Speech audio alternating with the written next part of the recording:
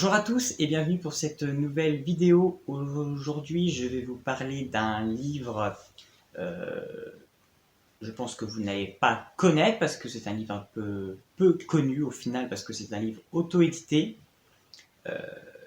J'ai eu la chance au fait de rentrer en contact avec l'auteur, donc William V. Amaral, qui a eu la grande gentillesse de m'envoyer en format e-book son livre pour que je puisse le découvrir. Il s'agit donc de Christmas, le maître de la lumière.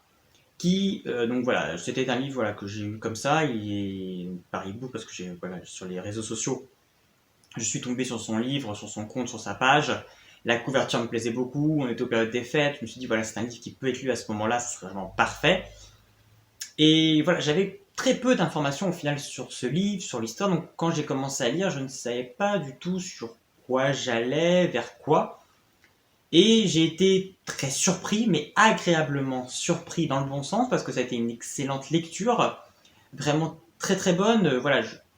Quand il y a le titre Christmas avec la couverture, on comprend qu'il va y avoir des thématiques avec Noël, donc je ne savais pas trop si c'était une sorte de revisite sur comment quelqu'un devient le Père Noël ou quelque chose comme ça. Et en fait, pas du tout, on est vraiment sur un roman beaucoup plus fantastique fantasy, et finalement qui exploite en fait le folklore et tous les éléments en fait qu'on peut trouver de Noël pour les incorporer dans une histoire fantastique, et j'ai trouvé ça vraiment très intéressant et vraiment très bien pensé. Le tout en le mélangeant avec tout ce qui va être de la mythologie nordique aussi. Donc le tout fait vraiment un récit très cohérent et une histoire qui peut être très profonde parce qu'il s'agit juste d'un premier tome, donc le deuxième tome j'imagine par la suite va encore développer d'autres éléments. Donc tout ça est vraiment très bien pensé. L'histoire. Et c'est là qu'en fait c'était encore plus surprenant parce que le début est assez vraiment particulier. On est sur un navire, et ce navire est au fait pourchassé par d'autres navires de guerre, par des pirates. Ils vont tenter de s'échapper et ils se rendent compte que leur navire est moins fort. En fait, ils fuient parce que leur royaume a été envahi, c'était la guerre, donc ils fuient leur poursuivant, pardon.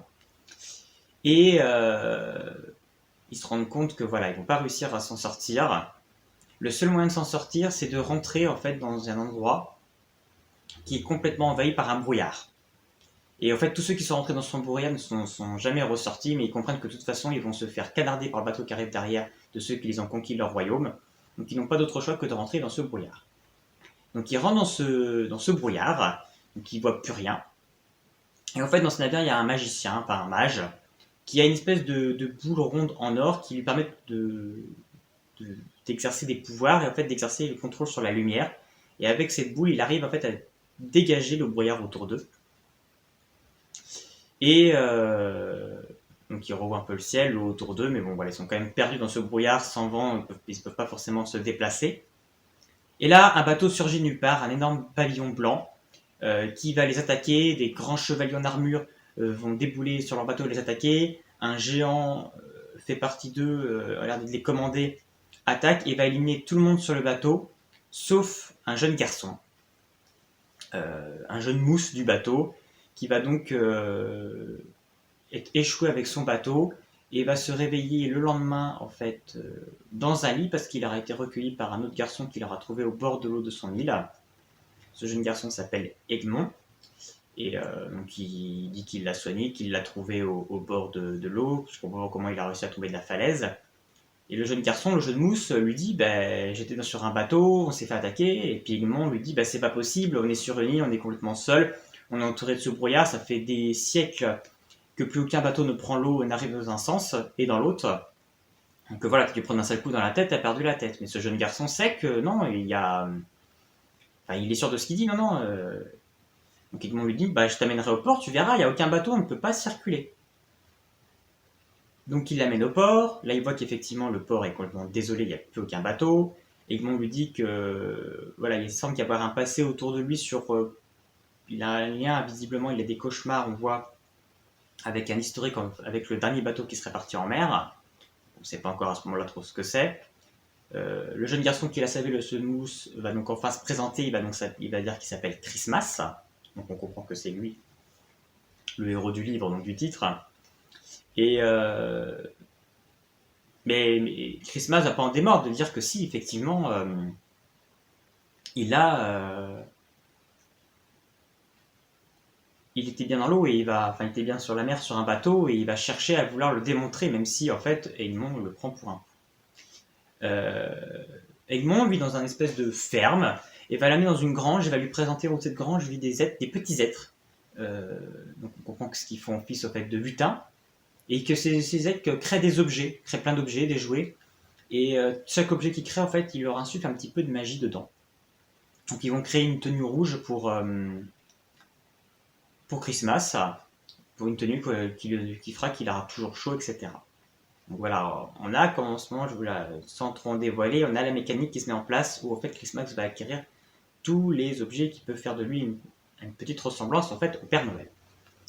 Mais l'histoire se base surtout en fait sur cette thématique en fait de ce monde, en fait, de cette île qui est entourée par le brouillard, qui est coupée du reste du monde, qui en fait vit dans la pauvreté avec un roi qui en fait les taxe de plus en plus parce que finalement il n'y a plus d'essor économique vu qu'ils ne peuvent plus faire de marché avec d'autres pays, vu qu'ils sont coupés du reste du monde. Et Christmas, hein, en allant à un moment donné au palais royal, va tomber sur les chevaliers en armure qui ont attaqué son bateau. Et là, il va se rendre compte qu'effectivement, il n'a pas rêvé, tout est bien vrai et il va pouvoir ainsi le démontrer à Egmont. Et c'est de là que va s'enchaîner une quête en fait pour retrouver finalement en fait cette boule en or qu'avait le mage parce qu'il Christmas va révéler que cette boule en fait avait le pouvoir de faire éloigner le brouillard. Donc s'il la retrouverait, même si ce n'est pas vrai, il fait croire qu'il pourrait l'utiliser pour sauver leur pays. Donc c'est là qu'une quête va se mettre en place. Donc voilà un peu en gros le résumé de ce roman. Moi j'ai beaucoup aimé, donc comme je dis au début de la vidéo, tout ce folklore de Noël qu'il a inséré dans son histoire fantastique. L'aspect aussi mythologie nordique, j'ai beaucoup aimé aussi.